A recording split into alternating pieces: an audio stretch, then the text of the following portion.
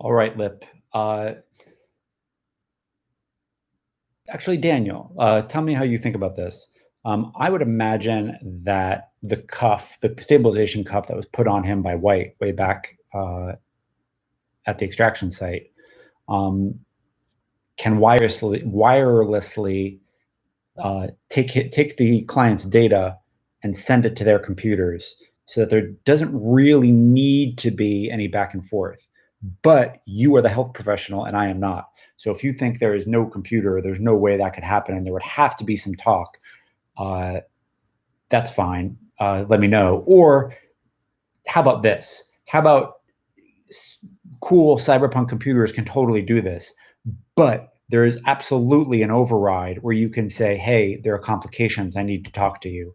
And you can hit that button and talk to someone if you want to. I like that. Let's stick with that. Tell me if you think that sounds plausible and feasible. Uh, the cuff is wirelessly talking to their computer is talking to your cuff. Your nurses and your technicians have already made that okay, and there is a button though that says, hey, I need to talk to somebody on the ground because there's some things you should know about the client. What are you coming into? You're definitely not coming into a hospital. It looks like an old stucco mansion, half claimed by the swamp and half reclaimed by the swamp. Uh, it has a helipad, and it was one of those mansions that was like kind of a mansion, kind of a fortress, definitely gated. You can see auto guns on the corners of certain walls. Uh, there are a couple of armed guards. This is a place you would not want to assault. Not that Lip ever wants to assault anyone, but it's part stucco mansion, part fortress, and definitely looks like something that belongs, um, I don't know, in the Caribbean. Uh, you know, pale white stucco, not the heavy security doesn't look Caribbean, but it just looks like, I think there are instances in Miami where you get that vibe, and this is one of them.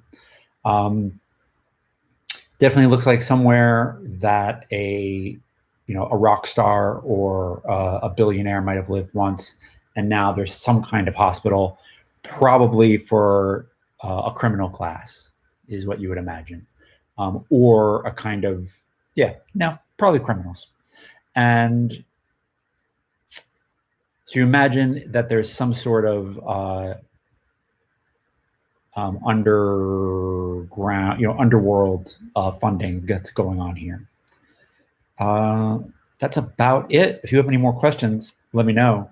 The client looks good and tidy. Uh, Felice shows you something weird. She shows you that the bullet that went through him had some nanotech on it, and it didn't take. She got to it before it could multiply and kill him, but yeah, the bullets were nanotech treated, so there was kind of a nanovirus on the bullet, just in case the bullet didn't kill him. The nanovirus would have killed him. She got it and neutralized it because she's good at what she does, and you hire good folks. But she kind of shows you the report and then like looks sideways at you and sucks her teeth, as if to say, someone wanted this motherfucker dead. And the bodyguard, who I haven't talked about a lot, is sitting there looking a bit bored, playing a game on his phone. Every once in a while, he checks on the client, and that's about it. He hasn't. I think Gnarly has tried to kind of draw him into conversation, and he just gave monosyllabic answers and didn't really reply. You haven't even gotten a name for this asshole yet.